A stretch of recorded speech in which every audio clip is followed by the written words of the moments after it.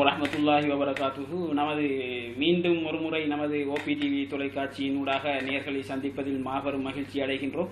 நமது ஓபிடிவி மாபெரும் பிரச்சனைகளுக்கும் மாபெரும் கண்டனங்களுக்கும் மாபெரும் போராட்டத்துக்கு மத்தியில் விஸ்வரூபம் எடுத்து மீண்டும் ஒரு முறை ஒரு மாபெரும் நிகழ்ச்சி ஒன்றை ஒரு சமுதாயத்தில் குறிப்பாக இளைஞர்களிடத்தில் ஒரு மனதில் ஆழமாக பதிந்துள்ள ஒரு பிரச்சனையை மீண்டும் ஒரு முறை நாம் நமது தொலைக்காட்சியினூடாக மக்களுக்கு நேர்முகமான முறையில் அறிமுகப்படுத்துவதை நாம் மகிழ்ச்சி ஆகிறோம்.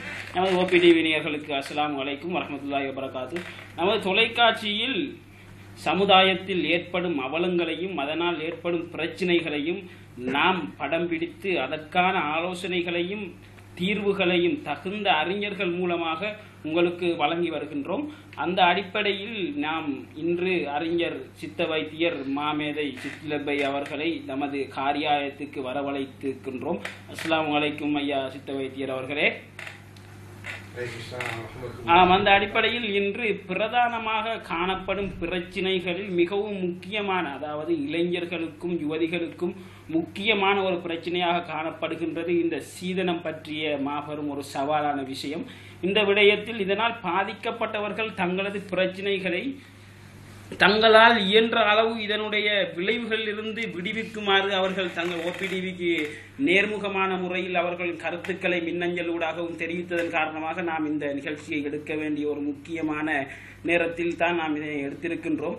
அப்படி பாதிக்கப்பட்டவர்கள் தங்கள் வளைகுடா நாடுகளில் வசிக்கின்றவர்களுக்குத்தான் இந்த நிகழ்ச்சி மாபெரும் ஒரு வரவேற்பை பெறப்போகின்றது என்பதில் எந்த விதமான ஐயமும் இல்லை.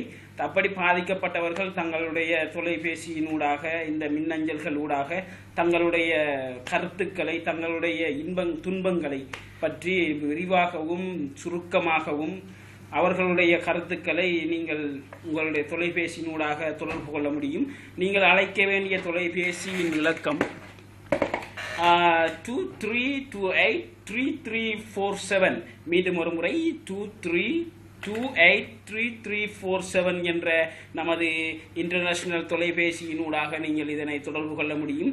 மீண்டும் உங்களுக்கு இலகுவாக இருக்க வேண்டும் என்பதற்காக நம்மளுடைய 50598847 என்கின்ற தொலைபேசியினூடாகவும் உங்களுடைய தொடர்புகளை ஏற்படுத்திக் கொள்ள முடியும். சித்த வைத்தியர் சித்திலபை அவர்களே, அஸ்ஸலாமு அலைக்கும் வரஹ்மத்துல்லாஹி வபரகாத்துஹு.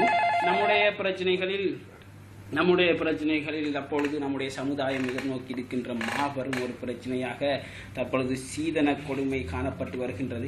இதனால் பல மக்கள் பல அறிக்கைகளையும் பல பிரசாரங்களையும் மொழிமார்களும் அனைத்து சமுதாய நல்லுணர்வு கொண்டவர்களும் தற்பொழுது எந்த முயற்சி எடுத்தும் மாபெரும் ஒரு பெரிய ஒரு பாதிப்பை அதை சமுதாயத்தில் ஏற்படுத்துவதாக தென்படவில்லை.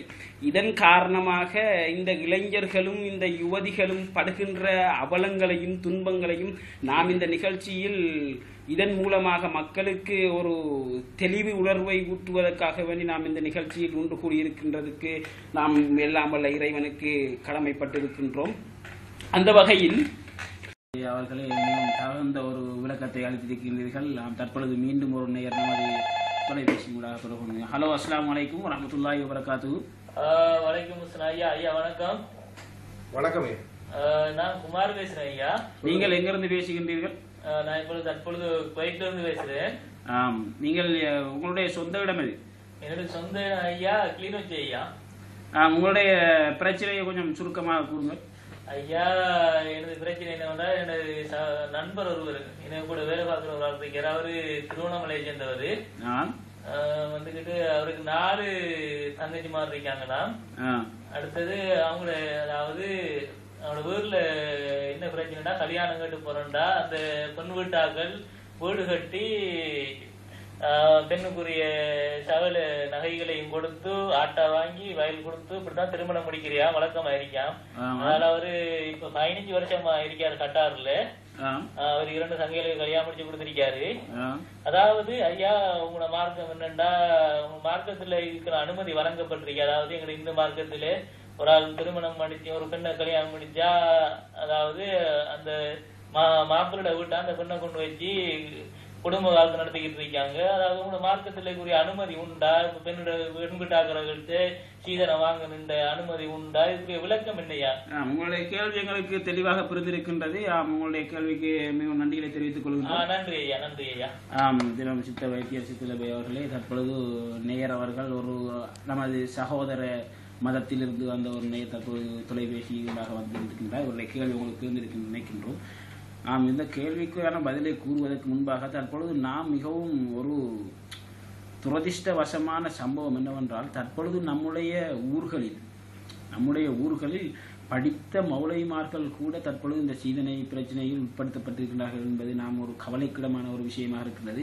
அவர்கள் கூட அந்த பெண்ணை பார்க்க செல்கின்ற பொழுது பெண்ணிடத்தில் கேட்கின்ற மகர் என்னவென்றால், அந்த பள்ளி வாசல்களுக்கு அருகில் வீடுகள் இருக்கின்றதா அல்லது தன்னுடைய மதர்சாக்கு அருகில் வீடுகள் இருக்கின்றதா, அப்படியாப்பட்ட இடங்களில் பெண்ணை பாருங்கள் என்று தன்னுடைய தாய் தகப்பனை அவர்கள் வற்புறுத்துகின்ற ஒரு நிலைமையைத்தான் இன்று நாம் கிழக்கு மாகாணத்தில் காணக்கூடியதாக இருக்கின்றது. அதே முறையில் இன்று ஒரு அந்நிய மதத்திலிருந்து வந்தவர் தான் நமக்கு இந்த கேள்வியை கேட்டிருக்கின்றார்.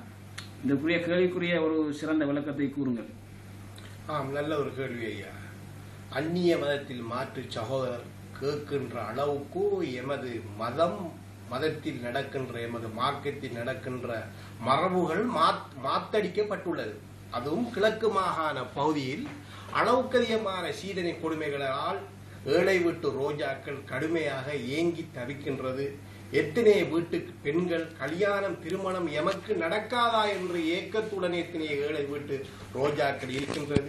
படித்தவர்கள் என்று தான் மார்பு தட்டி பண்புடையவர்கள் என்று பேசுகிறார்கள். இவர்கள் எல்லாம் சீதனத்தை வாங்கி கொண்டு கார் என்றும் வீடென்றும் வயலென்றும் நகை என்றும் பேங்கு பேலன்ஸ் என்றும் வாங்கி கொண்டிருக்கின்றார்கள்.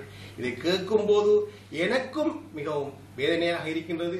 மாற்று சகோதரர் கிளிநொச்சியில் இருந்து வந்து எங்களது ஊடகத்துக்கு மாற்று சகோதரர் கிளிநொச்சியிலிருந்து எங்களது ஊடகத்துக்கு தொலைபேசி மூலமாக எடுத்து வேண்டுகோள் எப்படி என்றால், கேட்டீர்களா சகோதரர்களே, எமது மார்க்கத்தில் உண்டா?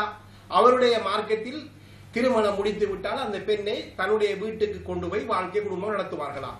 இது முஸ்லிம்களிடத்திலே இருந்த பண்பை அந்நிய மதங்கள் அதை கடைபிடிக்கின்றார்கள்.